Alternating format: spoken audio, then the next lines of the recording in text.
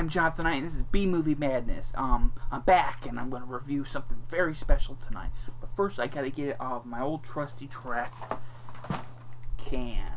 Let's see what it is. Oh, dear. Oh, yes. It was on my Christmas list, and then it was delayed. The Mutilator. Oh, boy, the Mutilator. This has been in the works for a long time. Back in the day, Code Red had the rights to it. They couldn't get a print, so it never happened.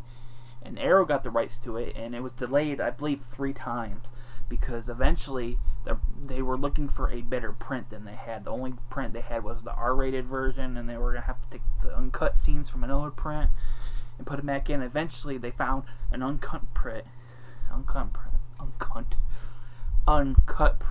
in the Library of Congress, which is really weird, but it was a good print of the uncut, unrated version before the MPA took all the violence out. So it finally came out last week, February 23rd, maybe? Not February 23rd. I don't remember. This week is February 23rd. It came out last week. Whenever you're watching this, came out like last week. I had a copy pre-order since September, so I've been waiting and waiting. I love this movie. This has been on a lot of slasher film fans' lists for years to come out on disc, and for a very good reason, which I'll get to in a minute. But before I get into that reason, if you never heard of the movie, it's a 1985 slasher movie directed by Buddy Cooper about a young boy who, for his daddy's birthday, decides to clean out his guns. And while he's doing this, the mother's in the bathroom and she's making a birthday cake for the father. And the boy, unknown to the little boy, one of the guns is loaded and he accidentally fires it and it kills his mother in the other room. Father's very upset about this, but then it cuts to like a decade later and the boy's in college now. With his friends, and they're bored. Fall break is coming up, and they have nothing to do. They're just bored out of their mind. The father calls the boy up, said, for our like summer resort place or whatever, you need to go down there and help me help clean it up and winterize the pipes and all that, and that's when the friends get an idea. Hey, we could party there for the fall break. So they all go up there, get some beer, get some snacks and stuff, and they go down there to the party. Unknown to them, the father, it was there, he was planning on murdering the boy, and of course with the friends tagging along, including the boy's girlfriend, he plans on killing them all one by one, brutally, with different, battle axe, with giant fishing, I can't remember what they call it, like a giant fishing hook used to get big fish out of the water. One by one he decides to kill them. There's a reason why this movie's requested for a long time. There's a lot of slasher movies in the world. There's a lot of 80s slasher movies, and a lot of them are bad. There's some really good ones, like My Bloody Valentine, the Friday the 13th movies, and all that. There's a lot of bad ones, like Don't Go Into the Woods, Nail Gun Massacre, and even though I really love those 2 movies, and this one is considered bad like those. I don't know if it's considered as bad as those, but considered a bad slasher movie. What this has that puts it above all the other bad slasher movies is it has some really excellent and gruesome special effects work by Mark Sjöström. Now, if you never heard of Mark Sjöström, he did the work on it says right here. He did Evil Dead 2, Videodrome Phantasm 2. He's worked on like From Beyond. He's worked on a shitload of horror movies. And this is one of his first movies, and he's interviewed on this disc too, by the way, which is really cool. His work is excellent in this movie. All the kills except for maybe one are really gruesome. Really bloody, especially for their time. There's a reason why the MPA attacked them, because there's one scene in particular that's pretty gruesome, or pretty nasty, even by today's standards, where he takes the giant fish hook thing I was talking about. I can't remember the name of it. It's called something, and he puts it through a girl's private area. It's pretty mean-spirited and pretty nasty, and it's pretty effective. And that's another thing the movie has going for it.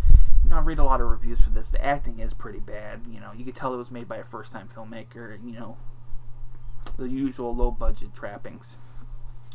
But a lot of people said that the characters are obnoxious, and even though I'm not going to quite argue against the obnoxious thing, I found them kind of likable, and I felt bad for when they were killed, because one thing, they had nothing to do with what the main character did with the mother when he was a kid. And that was an accident on that little kid's part. The father left the gun loaded. It's the father's fault. But I felt bad for him, and they were kind of like, they're obnoxious, kind of annoying, but when you hang out with your friends, there is a couple annoying people. But I felt bad for him, because that one girl gets the fishing hook through her private area. didn't really deserve it. And it was really mean-spirited. But it works in this movie. I mean, I like the feeling. That's the thing I liked about it, is if you missed the beginning of the movie when the mother is killed, and you see the opening credits with that cheesy 80s song, Fall Break. Oh, it's so cheesy, but so wonderful. You, especially with the font of the, movie credits and all that, you would think you're watching a sex comedy from the 80s, not a slasher movie. That's what I kind of liked about it. It kind of pulls you in, and then it gives you these really mean-spirited, over-the-top kills that I loved. And even though the acting is bad, there was one guy in particular that, he gets like a motorboat to the stomach and chest and all that. He's pretty bad, pretty stiff. I think someone called him Frankenstein on the internet, but that's really inappropriate. I'm not gonna lie. He's pretty bad, but his death is great. And everyone else, there's Ralph. There's a guy named Ralph. He's like the comic relief, over the top comic relief, and I really liked him. He kind of reminded me of Shelly from Friday 3, except for he actually has a really hot girlfriend, unlike Shelly. And he died.